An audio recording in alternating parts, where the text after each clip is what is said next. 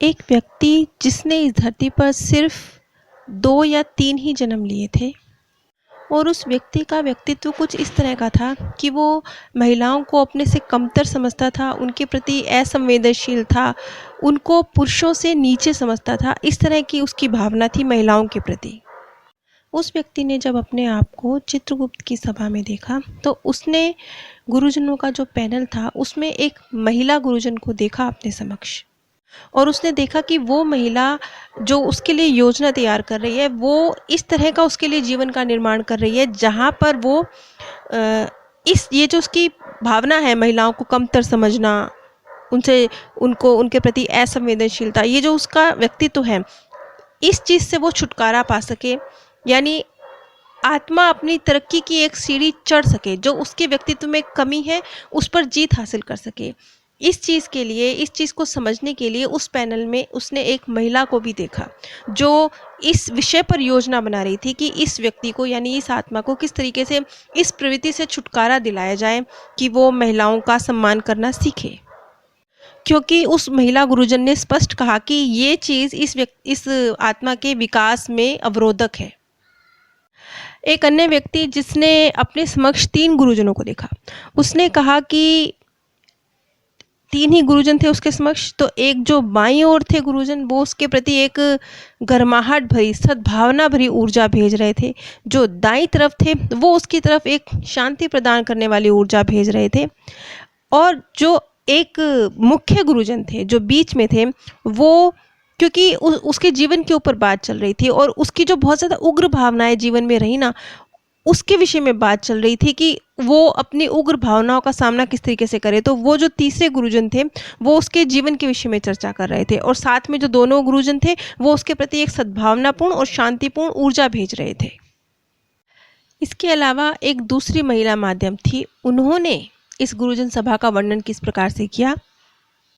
अब वो जो महिला आत्मा थी वो बहुत कम बोलने वाली, और उसका व्यक्तित्व ऐसा था कि वो दूसरों के द्वारा खुद पर जब दबाव डाला जाता था तो वो डर जाती थी, यानी दूसरों के दबाव में बहुत जल्दी आकर घबरा जाने वाली आत्मा थी और बहुत कम बोलने वाली थी।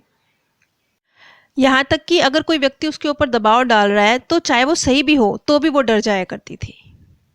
उसने गुरुजनों को बताया कि उसके अंदर जो डर था वो कितना ज़्यादा था, और वो जो महिला आत्मा थी उसने पूरा जीवन एक तंगहाली की ज़िंदगी गुजारी थी। उसने अपनी गरीबी और अपना डर दोनों का जिक्र उसने गुरुजनों के समक्ष किया। इस पर जो गुरुजनों का उसको उत्तर था, उन्होंने कहा कि, अब एग्जैक्ट गुरुजनों के शब्द हैं, तुम जितना संभाल सकती हो हम तुम्हें उससे ज़्यादा कभी नहीं देते हैं। स्वयं का विस्तार करती रहो, तुम्हें बहुत कुछ अर्पित करना है। अब ये जो 3 लाइनें हैं ना, ये बहुत महत्वपूर्ण है। इसमें जीवन का बहुत बड़ा सार समाया हुआ है।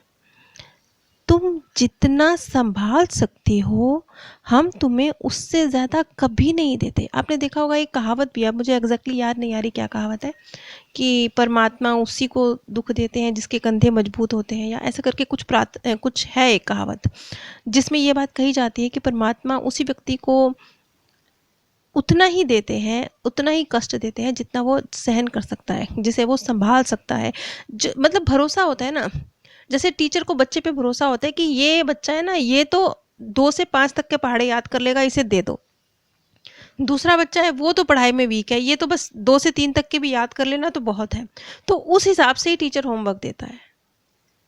अगला जो सेंटेंस था गुरुजन का उस महिला के लिए, उन्होंने कहा, खुद का विस्तार करती रहो, तुम्हें बहुत कुछ अर्पित करना है।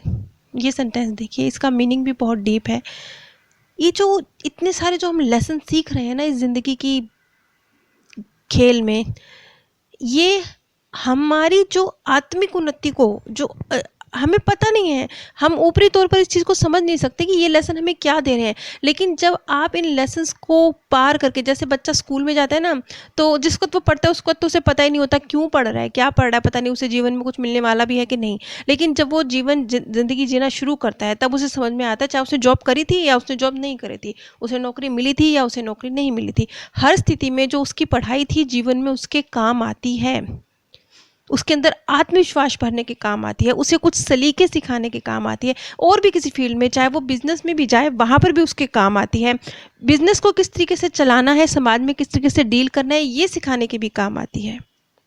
ठीक इसी तरीके से जो लेसन हम सीखते हैं वो अभी जब आप सीख रहे हैं ना, तो आपको लग रहा है नहीं नहीं बड़े डिफ़िकल्ट है, ये लेसन हमने क्यों चूज़ किए अपने लिए, हम इस ज़िंदगी वाले खेल में कहाँ फंस गए हैं, अभी मुश्किल लग रहा है। लेकिन जब आप इस खेल से बाहर निकल जाएंगे और अपना लेसन सीख के बाहर निकल जाएंगे, तब आप इतने खुश होंगे, अपने आप को आंतरिक तौर पे इतना भरा हुआ और शांत और एक खुश अवस्था में महसूस करेंगे। तब आप बोलेंगे, जैसे बच्चा स्कूल में बोले तो बोले कि मैंने पढ़ाई क्यों करी, मैं कहाँ फंसा हुआ हूँ। लेकिन जब उसकी अच्छी जॉब लग जाती है, वो जीवन में कुछ हासिल कर लेता है, तब बोलता है मैंने कितना अच्छा किया, मैंने स्कूल में अपना थोड़ा सा वक्त पढ़ाई को ज़्यादा दिया, तो आज मैं इतनी अच्छी जॉब पे हूँ, मेरा पूरे जीवन के लिए मेरा जीवन अच्छा हो गया, मुझे इतनी अच्छी नौकरी मिल गई। उस वक्त समझता है पढ़ाई की वैल्यू, स्कूल में पढ़ते हुए नहीं समझता। ठीक इसी तरीके से जब हम इस जीवन वाले गेम को खेलते हुए लेसन को अपने सीख रहे हैं, तो हमें इसकी अहमियत नहीं पता। लेकिन जब इस लेसन को आप सीख के इस गेम से बाहर निकल जाएंगे और परमानेंट आपकी सोल के अंदर हमेशा हमेशा के लिए एक लेसन फीड हो जाएगा, वो मान लीजिए हमेशा हमेशा के लिए एक शांति, एक सद्भावना, एक खुशी, एक संतोष, कोई गुण आपके अंदर डेवलप हो गया हमेशा हमेशा के लिए, तब आप महसूस कीजिए वो स्थिति क्या होगी। वो स्थिति कितनी खूबसूरत होगी ना, जब आप रियलाइज करेंगे कि इस जिंदगी वाले गेम को पार करने के बाद मैंने संतोष का धन हासिल किया, जो जन्म जन्मांतर तक मेरे साथ जाने वाला है, जो कितना कीमती है। तब एहसास होगा जब आप उसे पा लेंगे इस जीवन वाले गेम को खेलने के बाद। जब तक आप इस गेम को खेल रहे हैं तब तक नहीं पता चलेगा, क्योंकि तब तक तो आपने उस संतोष धन को अर्न किया ही नहीं है ना। जैसे डिग्री की अहमियत तो जब नौकरी लगती है आपकी, जब आप जीवन में कार्य करते हैं तब पता चलती है ना। जब आप डिग्री ले रहे हैं उस वक्त थोड़े पता चलती है, उस वक्त तो आप बस मेहनत कर रहे हैं। इसी तरीके से जब आप लेसन सीख रहे हैं तो आप सिर्फ मेहनत कर रहे हैं, लेकिन इस लेसन के जब रिजल्ट निकलेंगे ना, तब आप बोलेंगे कि हमने कितना अच्छा काम किया कि हमने एक बेहतरीन लेसन अपने लिए चुना, जो हमेशा हमेशा के लिए हमारी आत्मा को ग्रो कर गया है। एक सेंटेंस और बोला उस महिला से गुरुजन ने, तुम्हें बहुत कुछ अर्पित करना है। इसका मतलब ये निकल के आता है कि अर्पित करना है मीन्स अभी अभी जैसे मान लीजिए गुस्सा, नफरत, क्रोध, इस तरह की जो फीलिंग्स होती हैं, अभी उसने वो अर्पित करनी है। अभी बहुत कुछ सीखना बाकी है। लेकिन वो जो उसकी शिकायत थी ना गुरुजनों से कि मैंने तंगहाली का जीवन गुजारा, या मैं दूसरों के दबाव में डर जाया करती थी, चाहे मैं सही भी होती थी फिर भी मैं डर जाया करती थी, डरा डरा सा एक जीवन उसने धरती पर गुजारा। लेकिन इसके बावजूद उसके गुरुजनों ने कहा कि नहीं, तुम जितना संभाल सकती थी तुम्हें उतना ही दिया गया है। और जब वो आत्मा गुरुजन सभा के सामने जा रही थी तो वो जानती थी कि क्योंकि उसके अंदर आत्मविश्वास की बहुत कमी थी, इसीलिए तो वो दूसरों को सही होते हुए भी दूसरों से डर जाती थी। वो आत्मविश्वास की कमी का ही एक रूप था। तो उसे पता था कि वो जो उसकी परफॉर्मेंस रही है ना जीवन में, आत्मविश्वास उसके अंदर कम रहा है, वो जो उसकी परफॉर्मेंस रही है, आत्मविश्वास की कमी, जो अब उसे पता था कि मेरे अंदर ये कमी है, तो उसे पता था अब मैं गुरुजन सभा में यही सुनने जा रही हूँ। जैसे बच्चे को पता होता है ना कि हाँ मैंने तो बस मेरा तो अंग्रेजी का एग्ज़ाम अच्छा नहीं गया था, बस मुझे तो उसी के ऊपर लेक्चर मिलेगा, उसी में मेरे नंबर कम आए होंगे। बस ऐसे ही उस महिला को भी पता था कि मैंने अपने आत्मविश्वास का परिचय मैंने कहीं नहीं दिया है अपने जीवन में, तो मुझे उसी के विषय में सुनना पड़ेगा। एक लाइन और बहुत महत्वपूर्ण है, ये भी गुरुजनों द्वारा कही गई है, ये भी बहुत महत्वपूर्ण है, इस पर गौर कीजिएगा। मैं एग्जैक्ट बताने जा रही हूँ। प्रत्येक मुश्किल जीवन जिसमें आप जो कुछ भी प्राप्त करते हैं, देखिए यहाँ पर क्या बोला गया, मुश्किल जीवन। प्राप्त तो आप सरल जीवन से भी करते हैं, लेकिन वो उपलब्धियां छोटी होती हैं, वो लेसन इजी होते हैं। मैंने आपको बताया ना, जैसे कोई लेसन 100 नंबर का है, कोई लेसन 20 नंबर का है। सरल जीवन जीने वाले भी लेसन सीख रहे हैं, लेकिन उनके लेसन बड़े आसान हैं। मुश्किल जीवन जीने वाले लेसन जो हैं वो बड़े मुश्किल लेसन लेकर आए हैं। तो यहाँ पर गुरुजन के जो एग्जैक्ट वर्ड थे, उन्होंने कहा हर मुश्किल जीवन से आप जो कुछ भी पाते हैं वो संपूर्ण पारलौकिक जीवन के लिए अर्जित करते हैं। यानी अभी अभी जो एक बात मैंने कही थी कि आप एक लेसन सीखते हैं, अभी नहीं महसूस हो रहा, बाद में पता चलेगा कि आपने हमेशा हमेशा के लिए एक गुण को अपनी आत्मा के अंदर फीड कर लिया है, और वो जो फुलफिलमेंट होगी ना, परमानेंटली आपके साथ होगी, हर बर्थ में आपके साथ होगी। इसी तरीके से हर मुश्किल जीवन में हम जो कुछ भी हासिल कर लेते हैं, क्योंकि यकीनन अपना जीवन चेक कीजिए, अगर आपके जीवन में मुश्किलें रही हैं तो ज़रूर कुछ सिखा के गई होंगी या सिखा रही होंगी। दोनों में से कोई एक स्थिति तो ज़रूर होगी। यूं ही तो कुछ नहीं जाता जीवन में, यूं ही तो कुछ नहीं होता, कुछ सिखा के जाता है या आप सीख रहे होते हैं। तो मुश्किल जीवन से जो आप सीखते हैं, मान लीजिए आपने 100 नंबर वाला लेसन सीख लिया है, तो हमेशा हमेशा के लिए, यहाँ पे बोला गया ना कि हमेशा संपूर्ण पारलौकिक जीवन के लिए आप उसे अर्जित कर लेते हैं। यानी अब आपकी सोल में वो फीड हो गया है, आपने उस लेसन को हमेशा हमेशा के लिए वो 100 नंबर अर्जित कर लिए हैं। धरती के एग्ज़ाम में तो भैया एक बार आप एक क्लास पास कर गए, 100 नंबर ले लिए, अब वो नंबर ख़त्म, अब उन नंबर की वैल्यू नहीं है। लेकिन इस एग्ज़ाम में जब आप नंबर ले लेते हैं ना, तो उसकी वैल्यू जन्म जन्मांतर तक रहती है, बर्थ दर बर्थ रहती है। क्यों? क्योंकि उस गुण को आपने हमेशा के लिए अपनी सोल में फीड कर लिया है। तो अब आप सोचिए कि मुश्किल जीवन जीने वाले व्यक्ति भी बहुत बड़ी अचीवमेंट हासिल करने जा रहे हैं। आसान तो नहीं होता ना।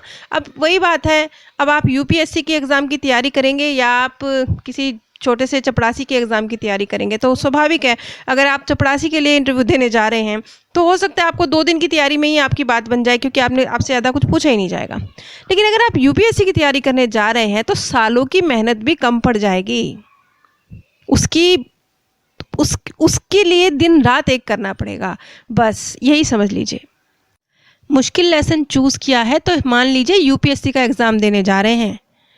अब जो हासिल करेंगे ना इस एग्ज़ाम को पास करने के बाद, वो भी फिर उतने ही ऊंचे दर्जे का होगा। अब जो हमारा मार्गदर्शक हमारे साथ है गुरुजन सभा में, जैसे उस महिला के केस में, तो मार्गदर्शक ने क्या रोल प्ले किया?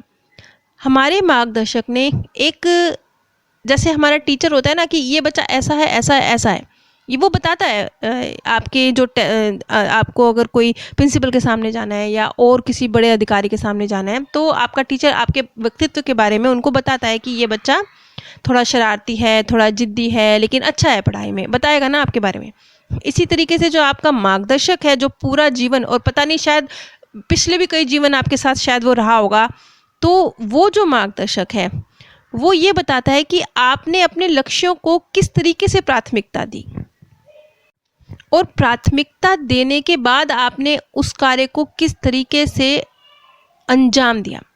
प्राथमिकता ऐसे समझिए, जैसे कि मान लीजिए एक डॉक्टर है, वो पेशेंट की सेवा करता है, वो उसे ठीक करता है, लेकिन उसकी भावना अलग अलग हो सकती है ना। एक अच्छे डॉक्टर की जो भावना हो सकती है वो ये हो सकती है कि मैं अपने पेशेंट को जल्दी हील कर दूं, ये जल्दी स्वस्थ हो जाए। एक डॉक्टर की भावना ये हो सकती है, ये मुझे पैसे कितने दे के जाने वाला है, बीमारी तो इसकी धीरे धीरे ठीक हो ही जाएगी, अब ये मुझे दे के कितने जाने वाला है, इसको थोड़ा और महंगी वाली दवाई लिख देता हूँ, मेरी कमीशन ज़्यादा हो जाएगी, इसको थोड़ा और महंगे वाला टेस्ट लिख देता हूँ, मेरा थोड़ा कमीशन ज़्यादा बन जाएगा। तो भावना का फ़र्क है ना। यानी लेसन जो आपके जीवन के लक्ष्य थे, एम जो आप चूज़ करा था आपने, उस तक पहुंचने का जो रास्ता आपको मिला, क्योंकि बहुत जीवन में आपको आपके लक्ष्य तक पहुंचाने वाले घटनाक्रम तो घटते ही है ना। तो उन घटनाक्रमों में आपने किस चीज़ को प्रेफरेंस दी, इस चीज़ का विश्लेषण किया जाता है हमारे मार्गदर्शक के द्वारा, और इसी चीज़ पर संबंधित प्रश्न पूछे जाते हैं हमारे गुरुजनों के द्वारा। हमारे गुरुजन खोजबीन करना चाहते हैं कि क्या हमने अपनी अंतर शक्ति का विकास किया। अच्छा, एक चीज़ और है कि कभी कभी कुछ एक माध्यमों ने एक विशेष गुरुजन के प्रति आकर्षण महसूस किया, ऐसे जैसे मतलब निजी आकर्षण, सबसे अलग विशेष महसूस किया। जैसे टीचर्स में बच्चों को कोई एक विशेष 1-2 टीचर होते हैं जो बड़े प्यारे होते हैं, बस इसी तरीके से गुरुजनों में भी माध्यमों ने कहा कि कुछ एक गुरुजन उन्हें बहुत आकर्षित करते थे। जहाँ तक मैं समझ पाई हूँ, ये गुरुजन वो गुरुजन होते होंगे जो या तो उनके साथ कभी किसी जीवन में कार्मिक अकाउंट में आए होंगे, उन्होंने थोड़ा जल्दी अपने लेसन पास करके वो गुरुजन की स्टेज तक पहुँच गए, दूसरे नहीं पहुँच पाए। और ये भी संभव है कि जो इनके एम हैं, जो इनकी ताकतें हैं, मतलब माध्यम की जो ताकत है, जो कमज़ोरी है, जो रुचि है, जो उद्देश्य है, जो उसका चरित्र है, उसी तरह का चरित्र, उसी तरह की ताकत, उसी तरह की कमज़ोरियाँ, उसी तरह की उद्देश्य, उसी तरह की रुचियाँ कभी उस गुरुजन में भी रही होंगी जब वो जीवन वाले खेल में होंगे। यानी व्यक्तित्व में समानता रहती होगी, तब एक आकर्षण महसूस होता होगा एक माध्यम को अपने गुरुजन के प्रति। अगली कड़ी में मैं आप सभी के साथ रेंडर नाम के एक व्यक्ति का केस शेयर करूंगी, जिसने अपने आप को गुरुजन सभा में देखा और बहुत एक क्लियर तरीके से उसने काफ़ी कुछ इस सभा के बारे में बताया। नीचे डिस्क्रिप्शन बॉक्स में मैंने आप सभी के साथ मेरे second channel path of happiness का लिंक शेयर किया है। अगर आप इसी तरह के ज्ञान को लेकिन थोड़ी सरल भाषा में बहुत इजीली समझ आने वाले तरीके से समझना चाहते हैं तो आप एक बार मेरे second channel path of happiness पर ज़रूर विज़िट कीजिए। अगर आप मेरे द्वारा शोक सभा में शांति संदेश चाहते हैं तो आप स्क्रीन पर दिए गए व्हाट्सएप नंबर पर संपर्क कर सकते हैं। आप सभी पर परमात्म सौंदर्य, प्रेम और आनंद सदैव बरसता रहे। आप सभी दिव्य परम धाम में स्थान प्राप्त करें।